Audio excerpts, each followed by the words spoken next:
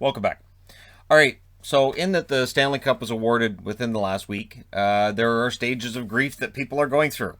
And that happens every year, every fan base. And it feels like there are stages of grief that sports fans have a harder time getting through than we might with other things. Now, I looked up the whole stages of grief thing, and there's the 5 stages and there's the seven. The seven's for really if you lose someone important in your life.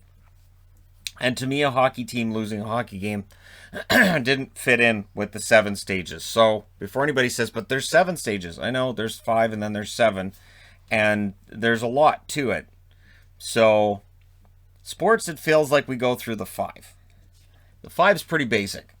So your first stage is denial and isolation. Denial and isolation is, I don't consider, no, that was not the Stanley Cup. No, this series doesn't count. Might be the refs, might be a bad goal. For whatever reason, it's that series doesn't count. That doesn't. And there are fans that will never get past denial. Here's the test. Brett Hull's skate was in the crease. Doesn't matter. And then everything blows up. Also, for me personally, Joel Otto didn't kick the puck in. I would have argued with you until the cows come home for years after that took place against Vancouver in Game 7 in 1989. It's just etched into the brain up here. And they, so I'm wearing Calgary, and also in part because, of course, 2004, I know it's Stockton, I'm aware. But I just thought it'd be fun to wear Stockton today, because why not? But there's the 2004 that puck was in the net argument, which, and I've looked into it. I really did. I thought, I need to look into this, and there's no definitive proof it was actually in the net. There are different camera angles that may show that the puck's in the net when it's not. Just like different camera angles may make a goaltender look like they're wearing equipment that's not legal. That, again, is denial. All equipment is checked by the NHL. It's actually inspected by Kay Whitmore. So they have to go through that, and if a goaltender's found to wear equipment that is not within the legal parameters of the NHL, they are suspended for 2 games. So there's that. But then if you get past the denial part, or if you skip it, because that's the interesting thing with being a sports fan, you don't have to go in order. You just don't have to go in order. You can go straight to number 2, which is anger. Some people never get over the anger. It just never happens. And for me, in part, that's how I end up cheering for or against certain teams, would usually be anger.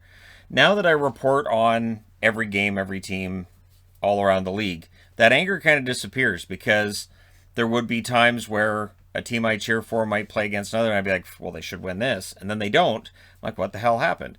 And now that I watch every game, I go, okay, I understand how that happened, because I've watched the games for the other team coming into that series. But that anger, I can just stay. That could just stay forever.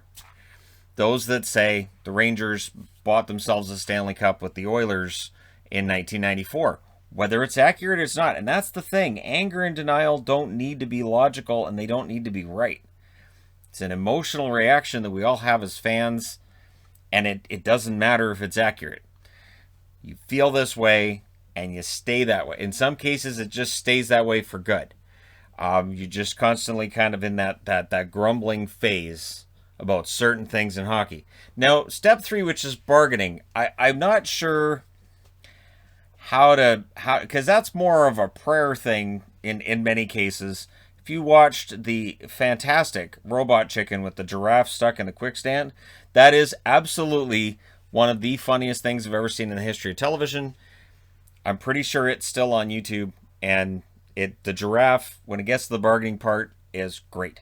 But I'm trying to think, as a sports fan, when the bargaining comes in, because your team lost, so there isn't really a bargain you can make, unless it's I hope the NHL changes this for next year. The NHL should change this for next year. I guess that could be qualified as bargaining. And that's reasonable. That's where things are reasonable. I think, and that's sort of how I've changed in my view of things, where I'll go, okay, the NHL, the way this series was called, the way that this turned out is legal, and it's above board by NHL standards, but that needs to change. And so that's, I guess that's as close to bargaining as I can figure out for sports fans. And again, this isn't just hockey. Like, I'm wearing a hockey jersey, this is a hockey channel, but NFL fans, plenty angry and plenty of denial. Baseball, lots of denial and lots of anger. And just, walk up to a baseball fan and go, banging trash can lids, right? And they know exactly what you're talking about, and there's going to be a lot of anger. And then there's a denial of their World Series victory, whether that's accurate or not. And that's the other part too. The accuracy part doesn't matter in any of this, because this is all an emotional reaction. The depression, been there many times over. It used to be that when the Canucks got knocked out of the playoffs, I would be in quite the mood for at least a day or two. I'd be pretty ticked off. And especially the roughest ones were 2003, 2008, 2003, 2009, and 2010. The worst of the worst being 2003, where the Canucks lost the 3-1 series lead over Minnesota. See, I've got it right up here, because I remember. And 2010, where I thought they were going to beat Chicago, and then the series turned, and Vigneault just kind of stood behind the bench and went, well, I don't have an answer for that. Well, I'm yelling at the TV, do something. Change your lines. Change the matchups.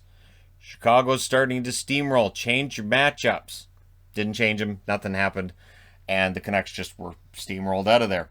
So that led to some depression on my part, where it's kind of like, this sucks. And that's why I know deep down that I'm still a Canucks fan, more and higher than any other team.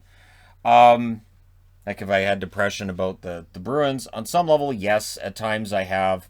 When they blew the 3-0 series lead in 2010, 2010 was a rough year. The hockey gods made it up to me in 2011, kind of, but not really. But yeah, they lost the 3-0 series lead on Philadelphia in 2010, including having a 3-0 lead in Game 7 that they blew as well. Wow. That was kind of rough. But you get over that kind of, at least I do. I get over it kind of fast. Like, I'll have a day or two where I'm upset. But here's the weird part, is that I think that stage 5 is kind of where I've been for a long time as a fan. So stage 5 is acceptance. Now, I think as a sports fan, that acceptance can bleed over into following seasons, where you kind of go, okay, my team lost, and they will always lose, and this is their destiny, and my fate is to cheer for a team that's going to lose. If it's an important game, they're going to lose it. That's the way that works.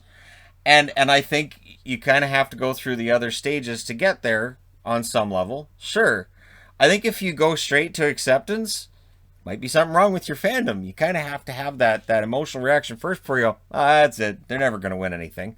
It's the first game of the year.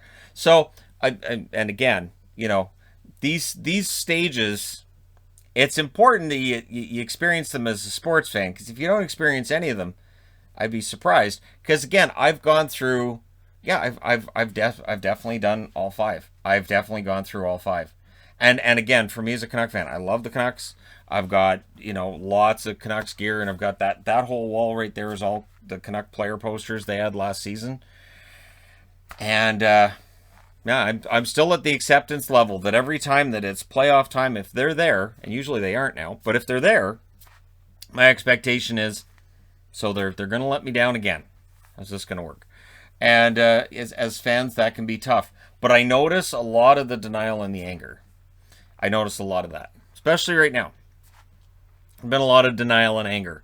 And I don't know that that's going to go away.